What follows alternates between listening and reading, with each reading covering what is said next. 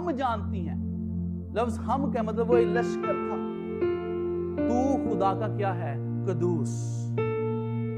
اب یہ عجیب منظر ہے, دونوں انسان بھی اس کے اختیار کو سراہ رہے ہیں اور بدروہیں بھی اس کے اختیار کو مان رہی ہیں کہ یہ کون ہے.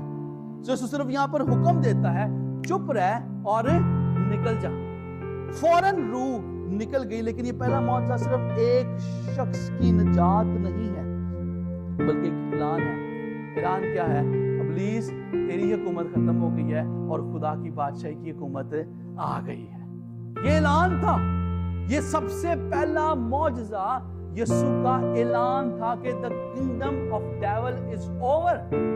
اب میری بادشاہی, خدا کی بادشاہی آ گئی ہے. اور اس سے پہلے ابلیس نے جکڑا ہوا تھا.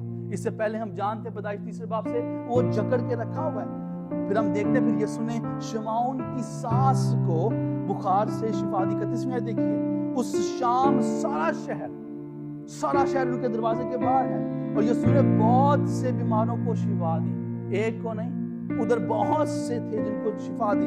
اور ہر معجزہ, یہ میں بات چاہتا ہوں آپ لے کر چلیں اپنے ساتھ, ہر معجزہ یہ ثابت کر رہا ہے کہ اس کا پیغام خدا کی بادشاہی نزدیک آ گئی ہے, سچا ہے. ہر معجزہ ثابت کر رہا ہے